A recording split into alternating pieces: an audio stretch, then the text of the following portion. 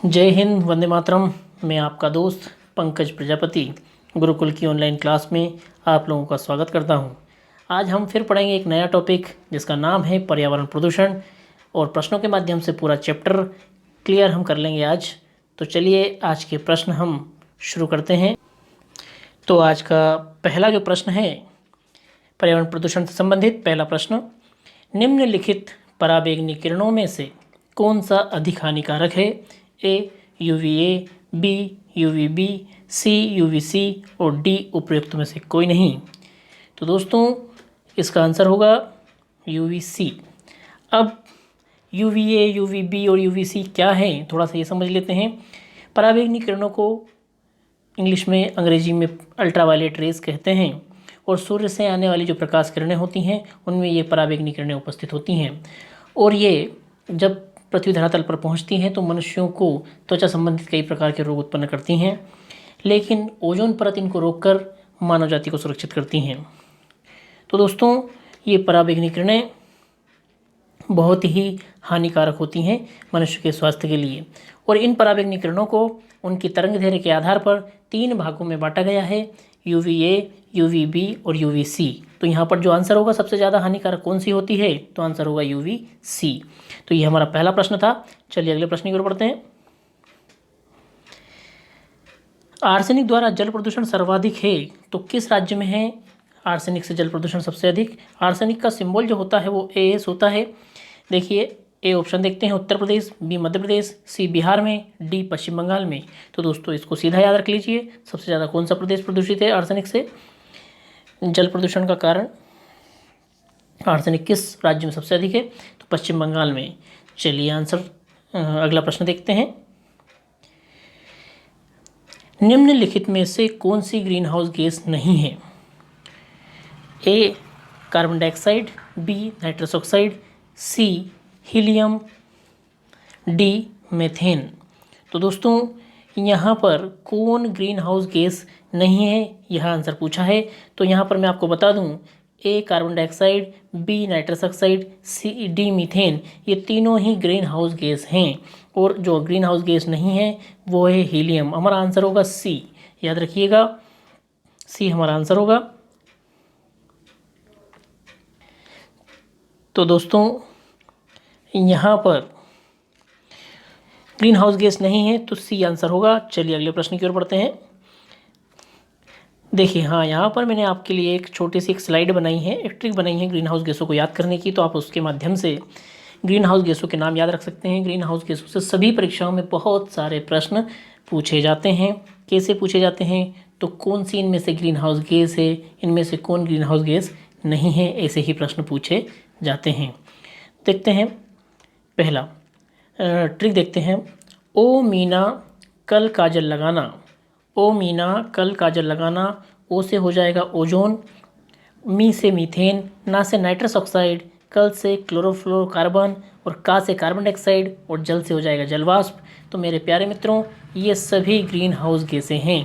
आप इस ट्रिक के माध्यम से इसको याद कर सकते हो। ओ मीना कल काजल लगाना, ओ ओजोन, मी मीथेन, ना नाइट्रस ऑक्साइड, कल क्लोरोफ्लोरोकार्बन, का कार्बन डाइऑक्साइड, और जल जलवाष्प।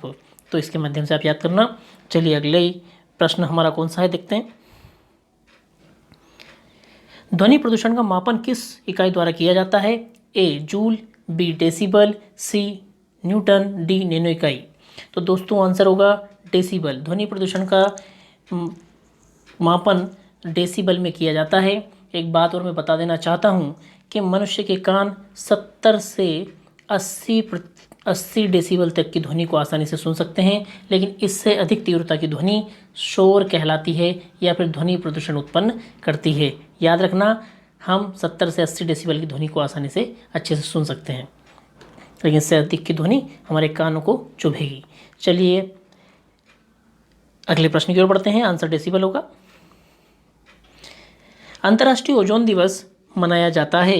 ए 16 सितंबर, बी 7 दिसंबर, डी 30 मार्च, डी 22 मार्च। तो आंसर होगा 16 सितंबर। याद रखना, ओजोन दिवस कब मनाया जाता है, तो 16 सितंबर को। चलिए अगले प्रश्न की ओर बढ़ते हैं। निम्नलिखित ईंधनों में से कौन सा न्यूनतम पर्यावरणीय प्रदूषण उत्पन्न करता है? नीचे जो ईंधन दिए हैं, जिनका ऐसी वस्तुएं, ऐसे पदार्थ जिनका उपयोग हम ऊर्जा प्राप्त करने के लिए करते हैं, उसे हम ईंधन कहते हैं। तो दोस्तों, इनमें से कौन सा ईंधन पर्यावरण प्रदूषण उत्पन्न नहीं करता या कम करता है? तो दोस्तों, आंसर हम देखते हैं ऑप्शन यहाँ पर। ए diesel, B petrol, C hydrogen, D कोयला। तो जो आंसर होगा वो होगा सी हाइड्रोजन। हाइड्रोजन सबसे कम प्रदूषण उत्पन्न करने वाला ईंधन है, जबकि डीजल, पेट्रोल और कोयला ये धुआं उत्पन्न करते हैं, और जो धुएं के साथ जलते हैं सब प्रदूषण उत्पन्न करते हैं। हाइड्रोजन को भविष्य का ईंधन भी कहा जाता है। चलिए अगले प्रश्न की ओर बढ़ते हैं। आंसर होगा हाइड्रोजन। निम्नलिखित किस गैस के कारण भोपाल गैस त्रासदी हुई? A chlorofluorocarbon, B carbon dioxide, C nitrous oxide, D methyl isocyanide. तो आंसर होगा दोस्तों मिथाइल आइसोसाइनाइड। मिथाइल आइसोसाइनाइड इस गैस को मिक भी कहते हैं, और ये त्रासदी काफ़ी भयावह, काफ़ी खतरनाक और भारत की सबसे बड़ी त्रासदियों में से एक है। भोपाल गैस त्रासदी कब हुई थी? तो याद रखेंगे 3 दिसंबर 1984 को ये घटना हुई थी, और यूनियन कार्बाइड नामक फैक्ट्री में हुई थी। 3 दिसंबर 1984 यूनियन कार्बाइड नामक कंपनी भोपाल के अंदर। तो देखिए,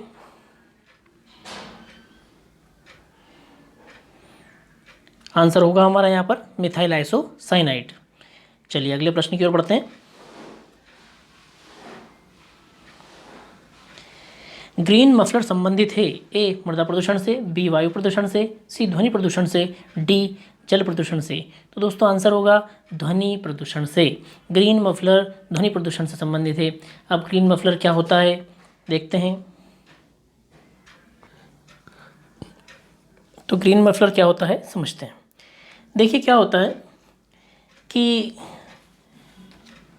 यदि कोई रहवासी क्षेत्र के चारों तरफ आसपास कहीं पर भी कोई फैक्ट्री या कोई कंपनी होती है, तो उसकी मशीनों से बहुत ज़्यादा ध्वनि उत्पन्न होती है, जो बहुत सारा शोर उत्पन्न होता है। इसी प्रकार से किसी रहवासी क्षेत्र के समीप यदि कोई हाईवे हो, कोई सड़क हो, तो उस ट्रक से, वाहनों से निकलने वाली जो ध्वनि है वो रहवासी क्षेत्रों में पहुंचती है। तो इस ध्वनि को कम करने के लिए एक तकनीक का उपयोग किया जाता है, उसे हम कहते हैं ग्रीन मफलर तकनीक। अब ये तकनीक होती कैसे है? तो देखिए यहाँ पर मान लेते हैं ये तकनीक होती कैसी समझते हैं। देखिए ये कंपनी, और कंपनियों के अंदर बहुत सारी मशीनें होती हैं, और इन मशीनों से बहुत सारा शोर उत्पन्न होता है। इस शोर को कम करने के लिए कंपनी के चारों तरफ 5 से 6 की लाइनों में, 1 line, 2 line, 3 line, 4 line, 5 line और 6 लाइन, इस प्रकार से कंपनी के चारों तरफ वृक्षारोपण करके बड़े बड़े पेड़ पौधे लगाकर ये तकनीक इस्तेमाल की जाती है। चारों तरफ बड़े बड़े पेड़ पौधे लगा दिए जाते हैं, जिसके माध्यम से फैक्ट्री की मशीनों से निकलने वाली जो ध्वनि होती है इन पेड़ पौधों के द्वारा अवशोषित कर ली जाती है, ताकि वो रहवासी क्षेत्रों तक ना पहुंच पाए। इसी तकनीक को हम कहते हैं ग्रीन मफलर। समझ में आया आप लोगों को? तो देखते हैं हम यहाँ आंसर क्या होगा। देखिए ग्रीन मफलर संबंधित है तो ध्वनि प्रदूषण से। दोस्तों ध्वनि प्रदूषण से याद रखना बहुत ही महत्वपूर्ण है ग्रीन मफलर, ये ध्वनि प्रदूषण से। चलिए अगले प्रश्न की ओर बढ़ते हैं।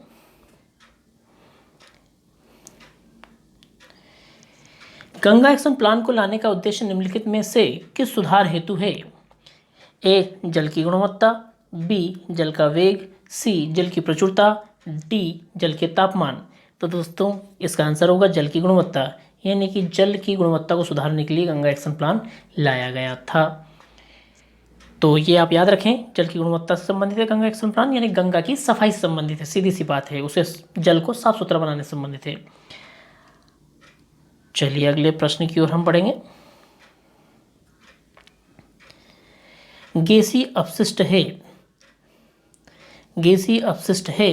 ए सब्जी एवं फलों के छिलके, बी घरों की नालियों का गंदा पानी, सी खेत खलिहानों से निकलने वाला कचरा, डी लकड़ी कोयला से जलने वाला धुआं। तो दोस्तों आंसर होगा लकड़ी कोयला से जलने वाला धुआं। यहाँ बात हो रही है गैसीय अपशिष्ट की, यानी कि गैसीय रूप में निकलने वाला जो अपशिष्ट होता है वो कहाँ से हमें प्राप्त होता है, कौन होता है इनमें से? तो सब्जी एवं फलों के छिलके नहीं होते गैस रूप में। घरों की नालियों से निकलने वाला गंदा पानी भी लिक्विड होता है, द्रव होता है। खेत खलिहानों से निकलने वाला कचरा भी गैसीय नहीं होता।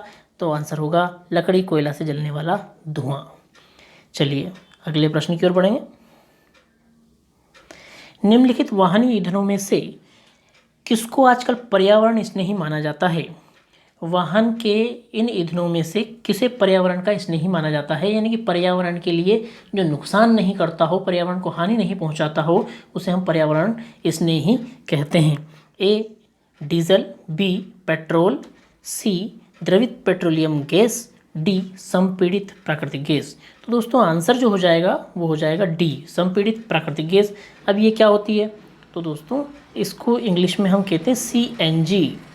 सीएनजी ये जो गैस है इसका उपयोग किया जाता है वाहनों में। ये जो गैस है ये बिना धुएं के जलती है। इसके जलने के बाद में कोई अपशिष्ट पदार्थ, कोई शेष पदार्थ नहीं बचता, इसलिए सबसे ज़्यादा पर्यावरण स्नेही गैस है सीएनजी। यहाँ पर हमारे पास एक और भी ऑप्शन था, द्रवित पेट्रोलियम गैस, यानी कि एलपीजी भी हमारे पास था, लिक्विड पेट्रोलियम गैस भी हमारे पास ऑप्शन था, लेकिन ये वाहनों में उपयोग नहीं की जाती, वाहन ईंधन नहीं है, ये घरों में रसोई गैस के रूप में इस्तेमाल की जाती है।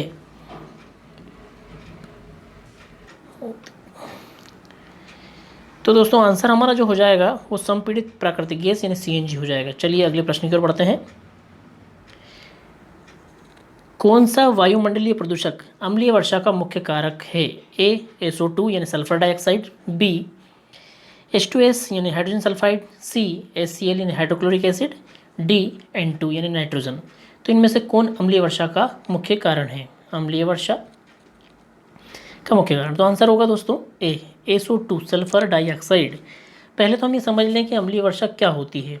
तो उस वर्षा को अम्लीय वर्षा माना जाता है जिसके जल का pH मान 5.6 से यदि कम है तो उस वर्षा को हम अम्लीय वर्षा कहते हैं। अब ये कैसे होती है अम्लीय वर्षा? देखिए क्या होता है, कंपनियों, फैक्ट्रियों और वाहनों से जो धुआं निकलता है उसमें SO2 गैस प्रेजेंट होती है, सल्फर डाइऑक्साइड गैस जो वातावरण में घूमती रहती है। और जब वर्षा का जल ऊपर से गिरता है तो वह SO2 के साथ मिक्स होकर के मिल करके H2SO4 का निर्माण करता है, यानी कि सल्फ्यूरिक अम्ल का निर्माण करता है, जो वर्षा के जल के साथ पृथ्वी पर गिरता है, जो कि एक अम्ल है। तो इस प्रकार से अम्लीय वर्षा होती है, क्योंकि वर्षा के साथ अम्ल का गिरना ही अम्लीय वर्षा कहलाता है। जो कि H2SO4 गिरता है तो वही अम्ल कहलाता है, H2SO4। चलिए तो आंसर होगा यहाँ पर हमारा SO2। अगले प्रश्न की ओर बढ़ेंगे।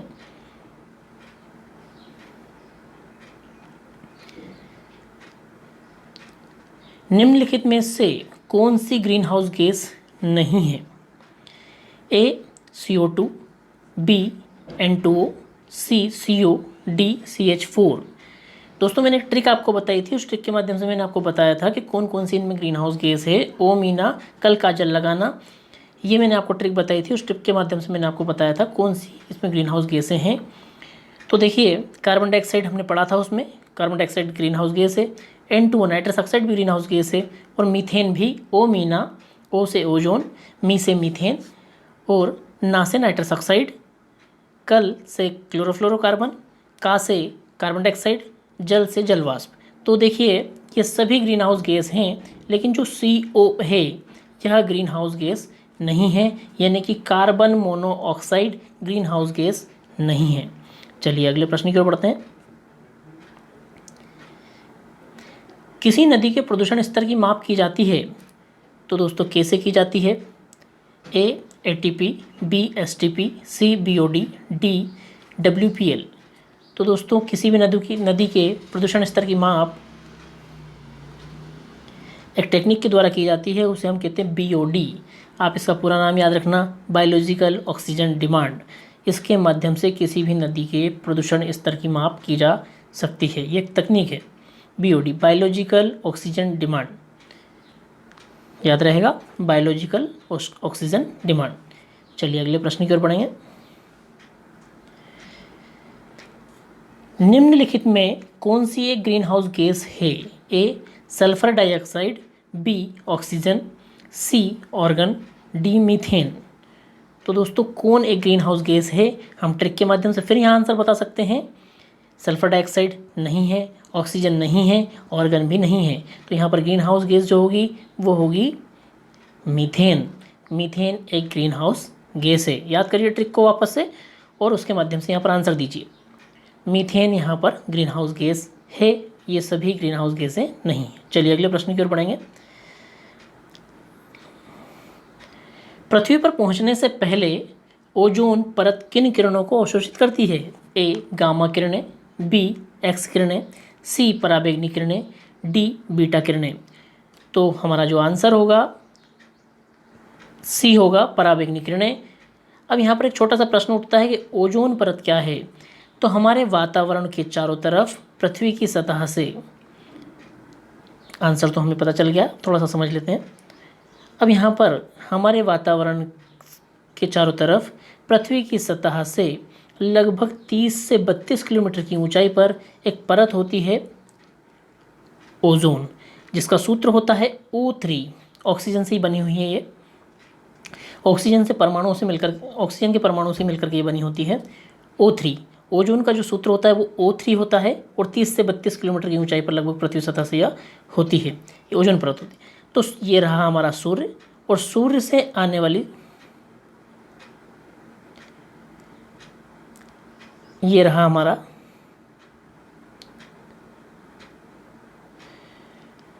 हमारा सूर्य, और सूर्य से आने वाली जो किरणें होती हैं, प्रकाश किरणें, इनमें एक विशेष तरंग दैर्घ्य की किरणें होती हैं जिन्हें हम पराबैंगनी किरणें या अल्ट्रावायलेट रेज कहते हैं, जो हमारे लिए, मनुष्यों के लिए, सभी जीव जंतुओं के लिए हानिकारक होती है। तो इन किरणों को ओजोन परत के द्वारा रोक लिया जाता है।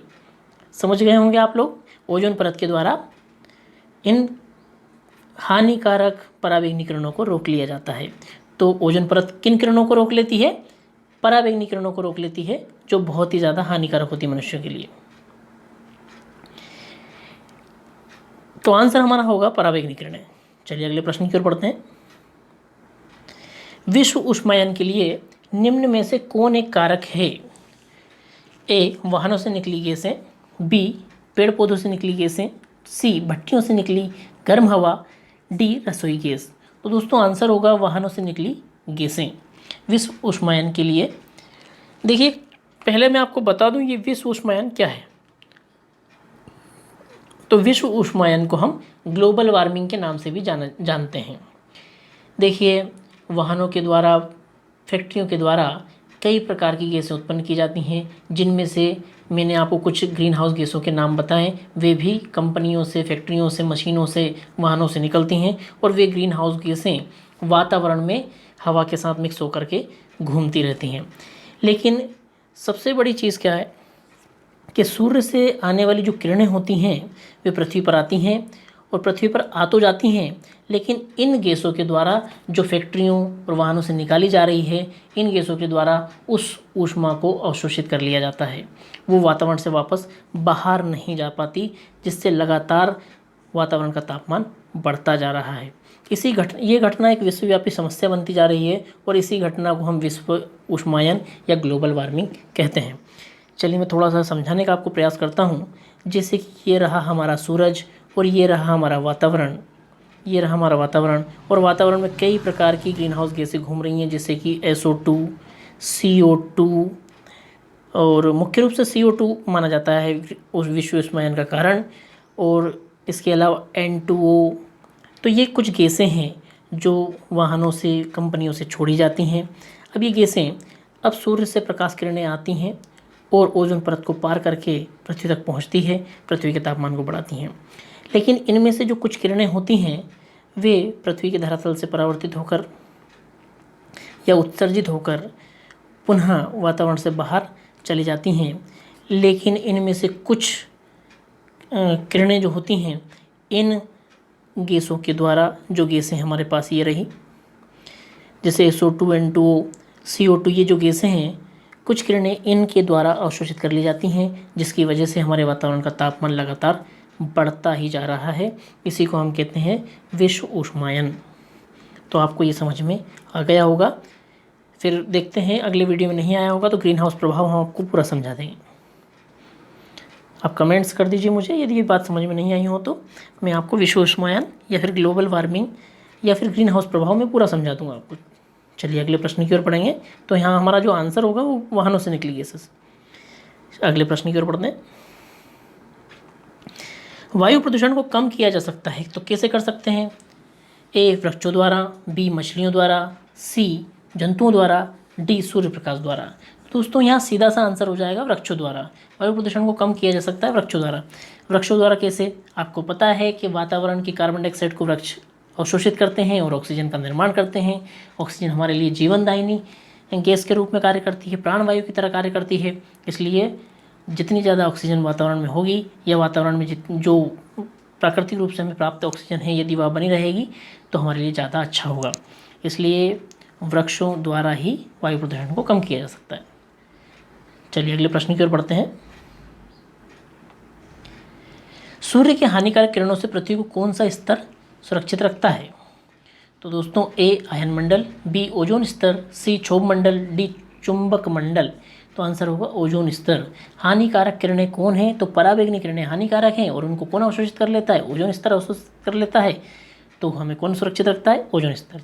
अगले प्रश्न की ओर बढ़ेंगे। निम्न में से कौन विश्व उष्मायन का कारण है? ए जल प्रदूषण, बी मृदा प्रदूषण, सी वायु प्रदूषण, डी ध्वनि प्रदूषण। तो दोस्तों आंसर होगा वायु प्रदूषण। मैंने आपको अभी बताया कि वायु में विभिन्न प्रकार की गैसें वाहनों के द्वारा, फैक्ट्रियों के द्वारा छोड़ दी जाती हैं और ये गैसें सूर्य से आने वाली प्रकाश किरणों को वातावरण से बाहर नहीं जाने देती, अवशोषित कर लेती हैं और वातावरण का तापमान बढ़ा देती हैं। इसी को हम कहते हैं विश्व उष्मायन। तो ये हमारा आंसर होगा। चलिए अगले प्रश्न की ओर बढ़ते हैं। निम्न में से कौन वायु प्रदूषण का एक उदाहरण है? ए धुआं और कुहासा, बी वाहनों से निकलने वाली गैस, सी जलती हुई लकड़ी या चारकोल से निकलने वाली गैस, डी उपरोक्त सभी। तो दोस्तों आंसर होगा हमारा यहाँ पर उपरोक्त सभी। अब प्रश्न एक थोड़ा सा उठ रहा होगा कि ये कुहासा क्या होता है? तो कुहासा कोहरे को या धुंध को भी कुहासा कहा जाता है। प्रदूषण के कारण ये उत्पन्न होता है, इसलिए इसको कारण भी ये है, प्रदूषण भी इसका एक मुख्य कारण है। लेकिन धुंध या कोहरे को ही हम कुहासा कह सकते हैं। तो कुहासा जो हमें सर्दी में सुबह सुबह दिखाई देता है ठंड के मौसम में, उसी को हम कुहासा कहते हैं। तो धुआं और कुहासा, वाहनों से निकलने वाली गैस, जलती हुई लकड़ी या चारकोल से निकलने गैस, उपरोक्त सभी। तो आंसर होगा उपरोक्त सभी। अगले प्रश्न की ओर बढ़ेंगे। भारत तथा दूसरे देशों में प्रदूषण को रोकने के लिए बनाए गए नियम कागज़ के थैले का प्रयोग रोकता है, बी प्लास्टिक के थैले का प्रयोग रोकता है, सी नायलॉन के थैले का प्रयोग रोकता है। तो दोस्तों डी हमारा है चमड़े के थैले का प्रयोग रोकता है। तो भारत तथा दूसरे देशों में प्रदूषण को रोकने के लिए बनाए गए नियम किन चीज़ों को रोकते हैं? तो आंसर होगा प्लास्टिक के थैले को रोकता है।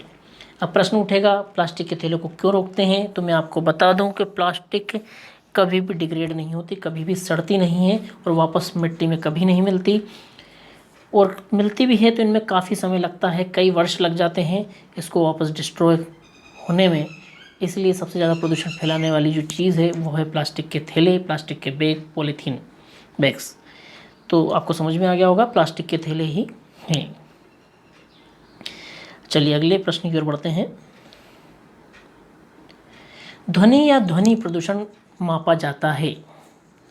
ए फोन में, बी डेसी में, सी डेसिबल में, डी डेसिमल में।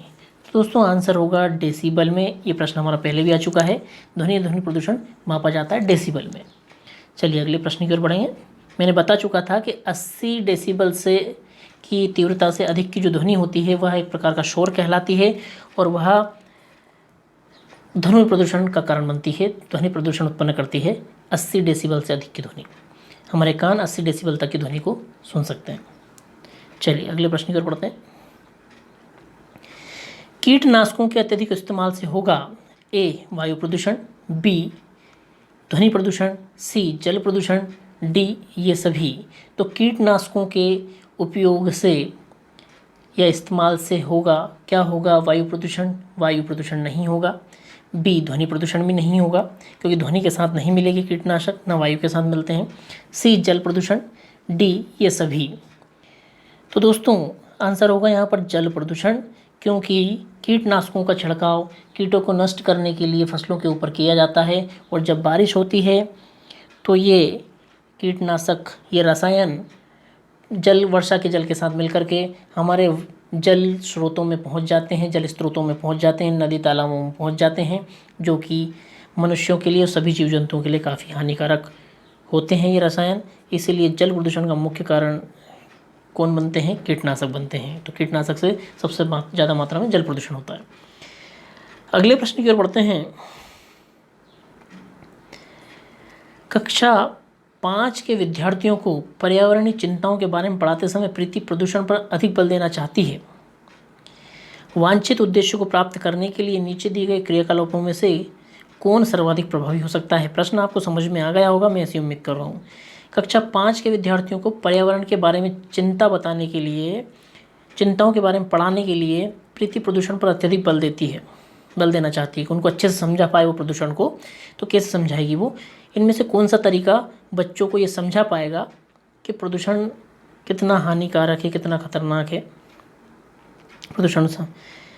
तो वांछित उद्देश्य को प्राप्त करने के लिए नीचे कुछ क्रियाकलाप दी हैं। क्रियाकलाप का मतलब एक प्रकार की एक्टिविटीज़ होती है। कौन सा सर्वाधिक प्रभावी हो सकता है? तो देखते हैं हम ऑप्शन। ए, विद्यार्थियों से विभिन्न प्रकार के प्रदूषणों के चार्ट बनवाकर।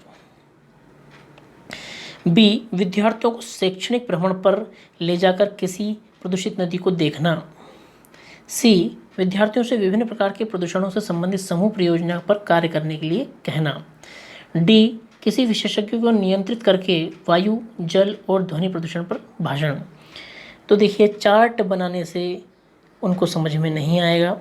विद्यार्थियों को शैक्षणिक भ्रमण पर ले जाकर किसी प्रदूषित नदी को देखना, ये भी थोड़ा सा ठीक है, वहाँ पर दिखा सकते हैं, समझा सकते हैं ले जाकर। लेकिन जो तीसरा जो कारण है वो सबसे ज़्यादा प्रभावशील होगा।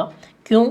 विद्यार्थियों से विभिन्न प्रकार के प्रदूषणों से संबंधित समूह, अलग अलग प्रकार के प्रदूषण, जल प्रदूषण, वायु प्रदूषण, मृदा प्रदूषण, ध्वनि प्रदूषण, इस प्रकार के अलग अलग प्रकार के प्रोजेक्ट कार्य उनको दिए जा सकते हैं। और जब उनको प्रोजेक्ट कार्य दिया जाएगा तो वो उनके बारे में बहुत सारी जानकारियाँ अलग अलग क्षेत्रों से एकत्रित करेंगे, जिससे उनका ज्ञान बढ़ेगा। परियोजनाओं पर कार्य करने के लिए कहना, ये सबसे सही आंसर है। तो आंसर होगा हमारा सी। अब किसी विशेषज्ञ को, डी भी हमारे पास ऑप्शन है।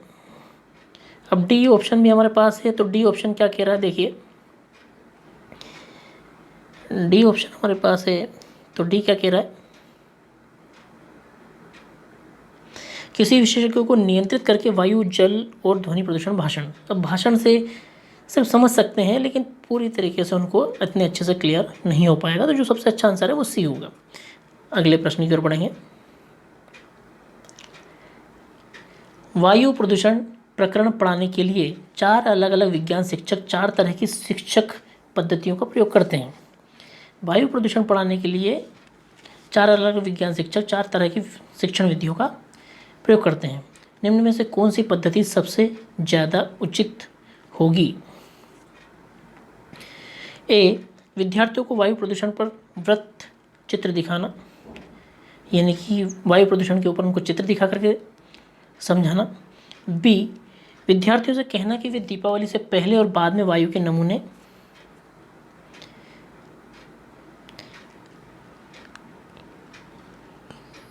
इकट्ठे करें और उनकी गुणवत्ता का, विद्यार्थियों से कहना कि वे दीपावली से पहले और बाद में वायु के नमूने इकट्ठे करें और उनकी गुणवत्ता का अध्ययन करते हुए निष्कर्षों को सारणीकृत करें।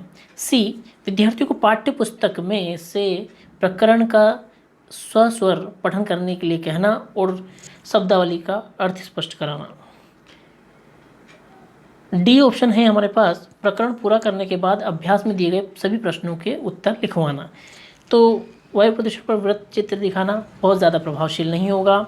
सी, उनको तेज़ आवाज़ में पाठ्यपुस्तक को, उस चैप्टर को पढ़ाना, उनकी टर्म को, उनकी शब्दावली को स्पष्ट कर देना, उनको समझा देना, ये भी पूरी तरीके से पाठ को समझाया नहीं जा सकता इसके माध्यम से। डी, प्रकरण पूरा करने के बाद अभ्यास के प्रश्न उत्तर लिखवा देने से ही पूरी बात समझ में नहीं आएगी। जो सबसे अच्छा तरीका हमारे पास होगा वो होगा बी, विद्यार्थियों से कहना कि दीपावली से पहले और बाद में वायु के नमूने इकट्ठे करें और उनकी जांच करें, उनकी गुणवत्ता का अध्ययन करें और उसकी सारणी बनाएं। तो ये सबसे बेस्ट तरीका है, ये एक प्रकार की रिसर्च है। चलिए, तो बी आंसर होगा।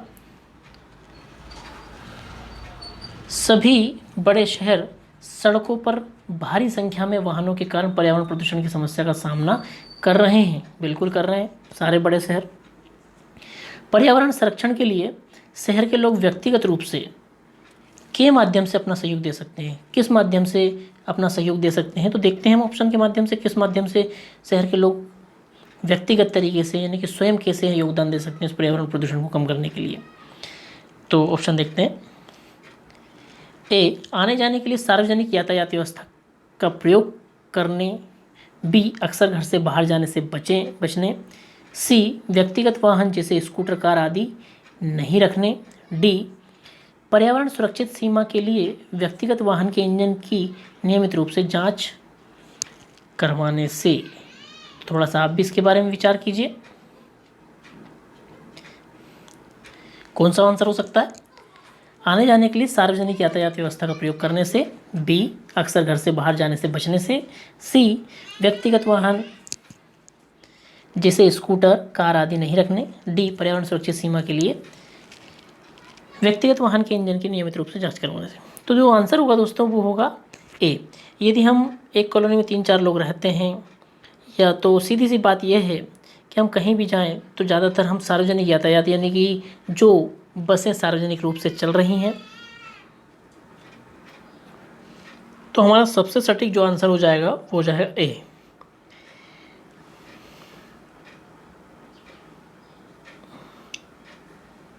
हमारा जो सबसे सटीक आंसर होगा वो ए होगा ये। चलिए अगले प्रश्न की ओर बढ़ेंगे। दुर्गा एक गांव में रहती है और लकड़ी या गोबर के उपले का ईंधन इस्तेमाल करते हुए चूल्हे पर खाना पकाती है। पिछले 3 महीनों से उसे तेज खांसी आ रही है, इसका कारण हो सकता है?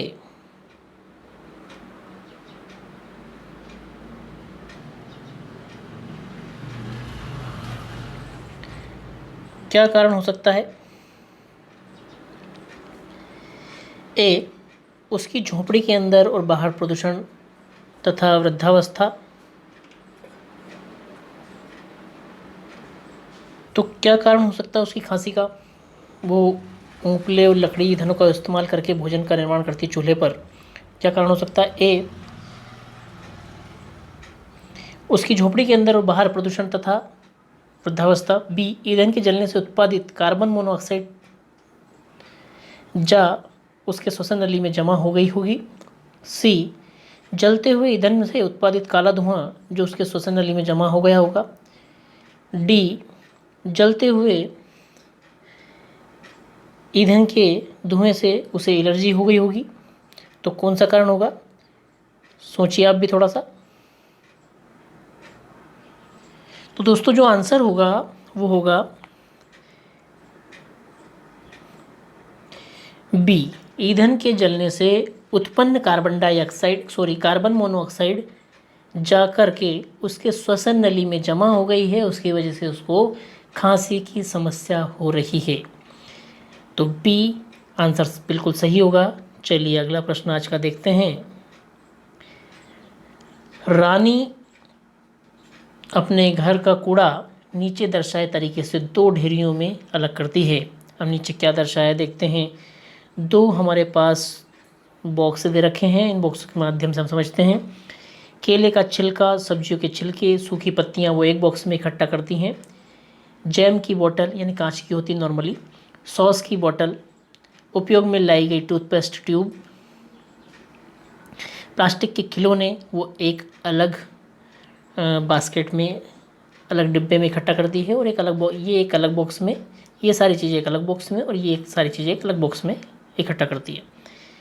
तो देखते हैं क्या हो रहा है आगे। रीना ने 2 ढेरियों में कूड़ा निम्न आधार पर अलग किया है। किस आधार पर अलग किया हमको ये देखना है। तो देखते हैं हम ऑप्शन में। रीना ने 2 ढेरियों में कूड़ा निम्न आधार पर अलग किया है। ए, दुर्गंध है, दुर्गंध रहित है। बी, अपघटित होने वाले, अपघटित नहीं होने वाले।